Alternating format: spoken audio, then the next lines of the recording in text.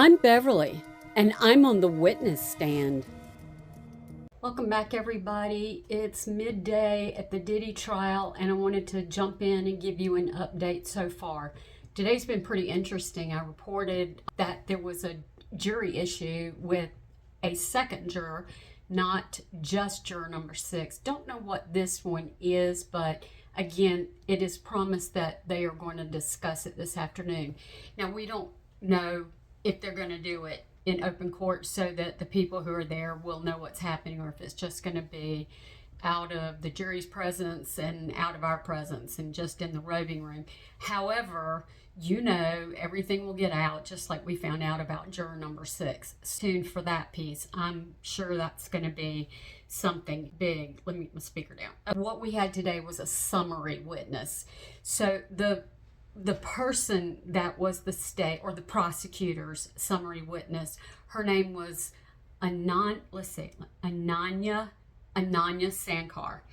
She is, like I said, working on behalf of the prosecution. And what she does is she takes a lot of information and she condenses it. So she is a paralegal specialist working with the U.S. Attorney's Office.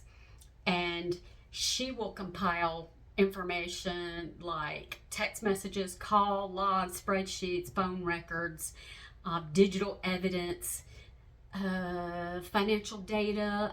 I put a bunch of stuff down here, surveillance timelines, that kind of stuff. She takes all of that information, puts it in a neat little package, and explains it so that the jury can understand it and know what they just saw. A lot of information has been given already in this trial, and the state's about ready to rest. So they had her come on and just pull it all together. Don't give any opinions. They don't do any of that stuff. What they do is they just give you facts, just the evidence, explain it, where it came from, and summarize it for the court. That's simple. There's nothing, no hearsay, no anything.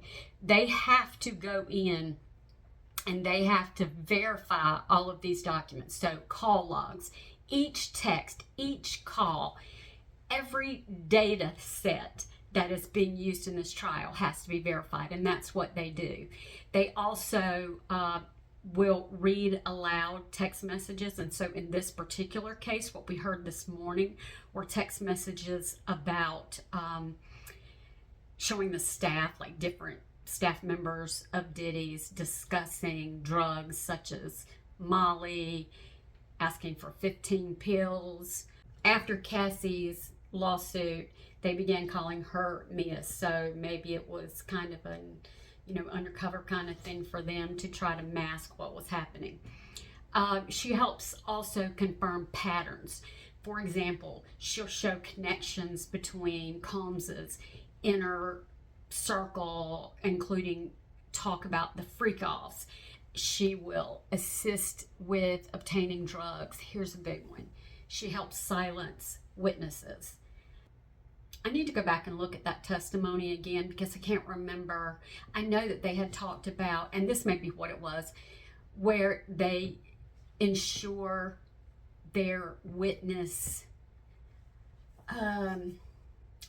they ensure that witnesses don't really go against him or testify against him by doing things like using coercion with money, or several of the ladies have mentioned that he threatened to show the videos to their baby daddies, that kind of stuff.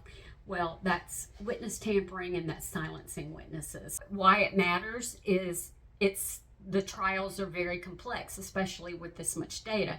And so this summary witness will streamline that.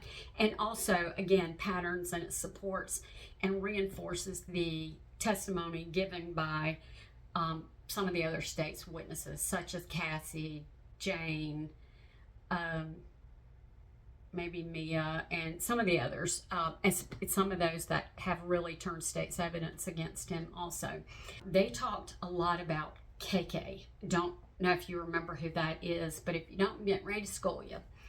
KK is Christina Courtroom, and she is former chief of staff of Diddy, so she knows where the bodies are buried, so to speak. She would, Sankar presented evidence by, I was talking about the text messages and all of that stuff, that KK would organize the King's Nights. So now for the same exact thing we're talking about, King's Night, a hotel night, a freak off. I don't know if any more names for these parties. A Diddy party, was it a white party? Did that all roll up into this? I don't know.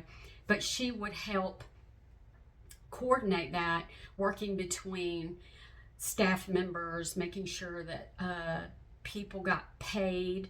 There was a lot of money talked about in those text messages about how many thousands that they needed. Bring this amount of money, give this amount of money to somebody else, and all of that's documented in those text messages. While he also would obtain lingerie pics and would include fashion choices. Who knew that a freak off was so scripted? I mean, down to the costumes.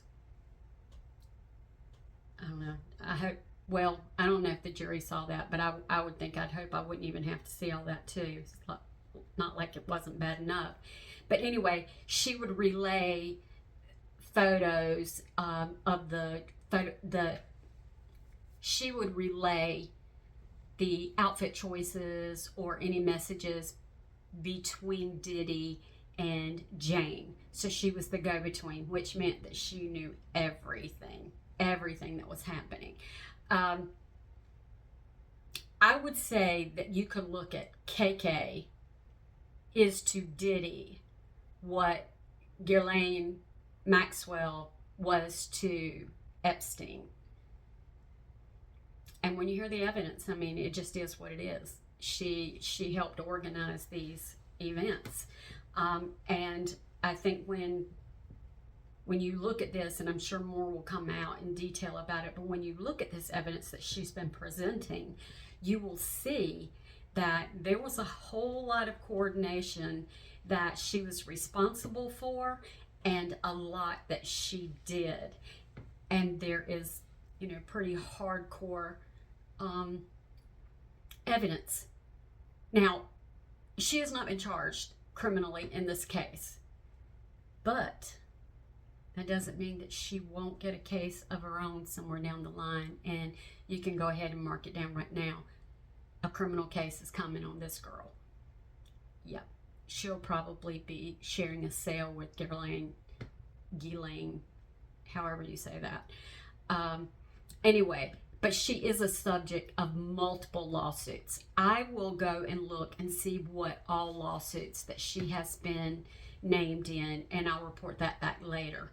But right now, everything that the summary witness has given us tells us that she is very powerful in his organization, or was very powerful. I think we can easily say that she is going down. She will be going down with this one. And it's a shame. It's a shame. It just goes to show you what money and power can do to somebody, because she's a young girl. This is going to be a long part of her life, if not all of it. I don't think she'd get life in prison, but she's going to get a lot. And again, this is the Court of Beverly opinion, because that's the only thing I've got right now. I'm on 13th juror. So this is where we're at right now before court starts back. So stay tuned. You just don't know what's coming next. But this has been a good one, and I will definitely keep you posted. Until then, you can step off the witness stand. I'm Beverly, and I'm on the witness stand.